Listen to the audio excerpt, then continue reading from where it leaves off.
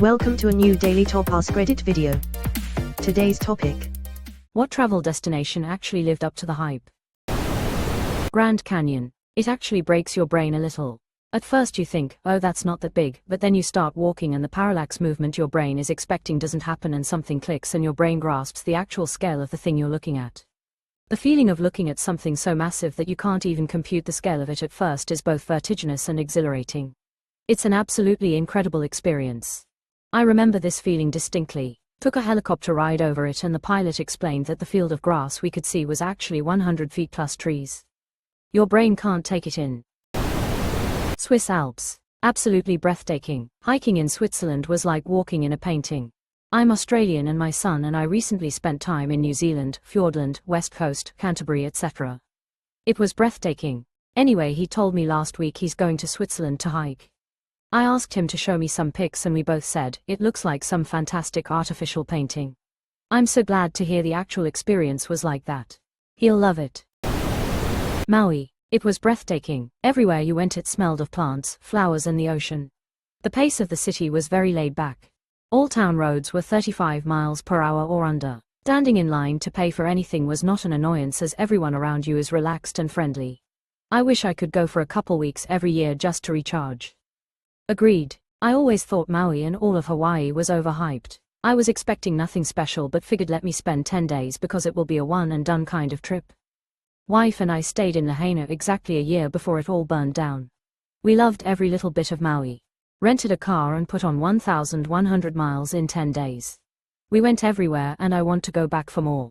Love that place. I stayed at the Royal Lahaina a couple months ago. That north end of Lahaina you'd never know anything happened and they're desperate for tourist money. Highly recommend. The hotel had great views but my room had a smell. IDK if I'd recommend that particular hotel. Great beach though. The Inca Trail to Machu Picchu. Peru is one of my favorite places. Saw the sunrise at Machu Picchu and the sunset over the coastal highway in Lima at the bookends of a trip.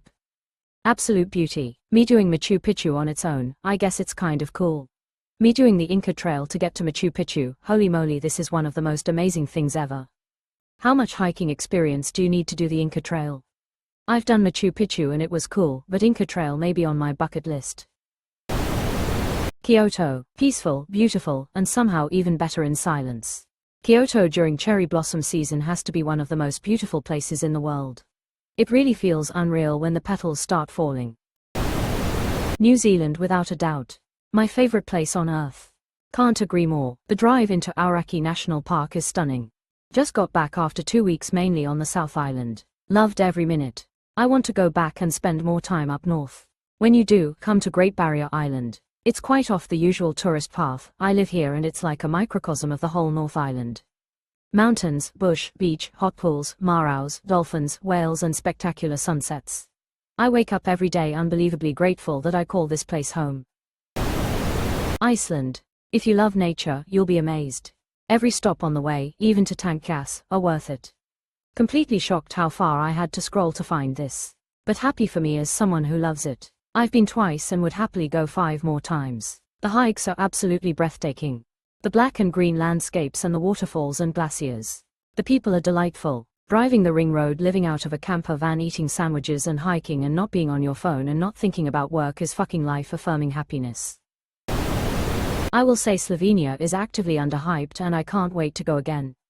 It's the right size for a full week away with one cranky day in bed. Totally agree. I used to live near Venice, and from 2008 to 10 I would drive the near 4 hours to Ljubljana every other weekend. Everyone I met was amazing and so nice, and it has to be one of the greenest countries I've seen. I ended up loving Slovenia more than Italy. Yellowstone and Grand Teton National Parks. Absolutely breathtaking. Came here to say this. It's so beautiful that after 2 days, you can't even see it anymore. Everywhere you look is something else that's just spectacular. Even at night, the skies are so dark you can see the Milky Way.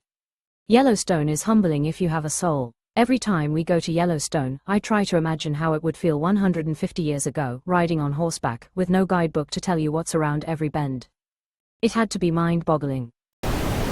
Zion National Park. Especially the Narrows. Loved the Narrows. Going waist-deep in water was a highlight experience. Angel's Landing was also pretty cool climbing up those chains. Probably underhyped, but Budapest. Low prices everywhere, great bar scene, and really unique sights to see. Edit, I visited in 2016, things may have gotten more bleak since then. I sincerely hope for the best for y'all, because it was a wonderful city. Edit 2, it was June so I marched with the Pride Parade also. I was so used to UK and USA Pride Parades being super, rainbow capitalist, with brands everywhere, but it felt so much more real there. I suppose it's going to be a rougher year in many places globally this Pride month. Everyone stay strong out there. Low prices everywhere. Cries in Hungarian. Banff. This was mine. I live in Colorado and am in the mountains all the time, but the views in Banff are a different level. Just incredible. Jasper is better again, one of the most beautiful places I've been on the planet. Jasper is incredible. Banff and LL are also, but Jasper was my favorite. Ireland. It's exactly how you imagine and better. There are shades of green in the countryside that are so brilliant they seem unreal. I have been around the world and I haven't seen anything quite like it. Exactly how I described it to my grandparents. It's just greener. You think a field of grass is green anywhere, but in Ireland it's just somehow more green. It's so green, even when it's a cloudy day and you haven't seen the sun in a week, it's greener than any place you've seen. Then when you're blessed with a sunny day, it's even greener than green. That feeling of being overwhelmed by almost supernaturally beautiful green. I call it vertigo. I grew up there and never truly appreciated the beauty until I left. Killarney National Park is incredible. The entire wild Atlantic Way is jaw-dropping. Even County Wicklow to the south of Dublin is magical. You would never know you're right next to a major city. I tell people to stay 1 or 2 days in Dublin, then go to Ireland. Did Tokyo, Kyoto, and Osaka in Japan, and they were all amazing. Highly recommend. In California, the La Brea Tar Pits and Sequoia National Park were breathtaking. Wife liked the beaches and LA and all that, but those were my highlights. Lived in Germany for 10 years, and the places that stood out to me were Hamburg, Heidelberg, Köln, and the North Sea. Costa Rica. Exceeded expectation. I felt like I was on another planet, one that valued the natural world and kept a radically different pace. I stayed at a bird sanctuary in the mountains, then by the beach with the monkeys. I ate fresh food from sun up to sundown. I forgot about work and other commitments. It was another realm. Trolled way too far to find this easy top spot for me. It's way better than Hawaii for a tropical vacation and pretty much closer for everyone living in the US outside the West Coast. Food is so fresh no matter where you eat. There's no concerns about drinking the water like in other countries. The wildlife is amazing, one of the best places in the world to go ziplining. The coffee is so much better than anything you can get here. Scotland, Alaska, Norway. You may also like Iceland. Estonia, Scotland, yes. Grindelwald, Switzerland was the most majestic place I could ever imagine. Vietnam. I went there for a month on the suggestion of many people I met on the journey. I ended up staying for 3 years. I recently went back and met up with a bunch of the friends that I met there after 8 years apart. It was as if we'd been apart for 12 hours. Most welcoming people that I've ever met. My favorite country I've ever visited. Italy. I had high expectations for Tuscany and I was absolutely blown away. The countryside and wineries is stunning. I just got back 4 hours ago. Great holiday. The cathedral in Siena, wow. The food, my god, the food. This is what I like to hear. Besides all the beautiful architecture, history, gorgeous landscapes and art, my dream is to go to Italy and eat my way through the country from north to south.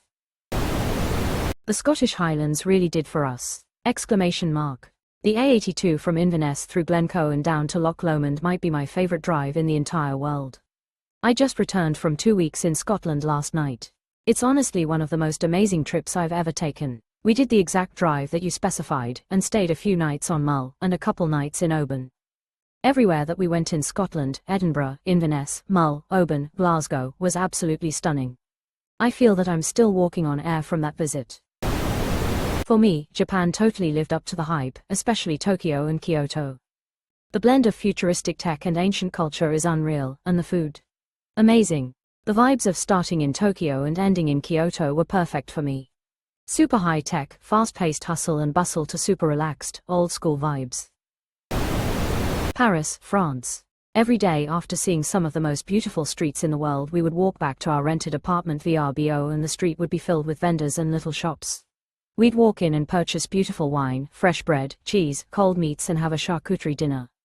Living in the heart of Paris is something else. Still my favorite city. That's a refreshing take. At every occasion Redditors are circle jerking about how Paris is an overrated ugly shithole full of rude Frenchmen spitting in their faces at every corner.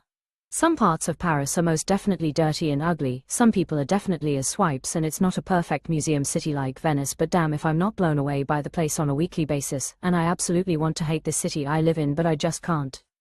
I was looking for Paris. Just miles of streets full of shops and cafes and museums and monuments. Most tourist cities have a little area of older or cooler stuff, but it goes on forever in Paris. But I totally get why some tourists would hate it, the crowds are also endless. But that's because there's a reason to be there, and Paris is deliberately working to attract them. We didn't meet a ton of French people, seemed to be mostly immigrants catering to the tourists, but those we did seemed friendly enough. My nephew was racing some little French boy in the grass outside the Louvre he ran into, the dad seemed chill. Oh, also how Napoleonic it all is, that was different. Most European cities, the tourist areas are medieval or Renaissance. I was pleasantly surprised to see NYC here for the same reason. I've been to Paris twice and I live in NYC, immigrant, and I just adore both cities. There's something about the grimy mass of unapologetic humanity, the art and attitude speak to my heart. They contain the best and the worst of us and everything in between, and I'm still awed, even after 11 years of seeing the same concrete and fifth and kindness and beauty and heart every single day.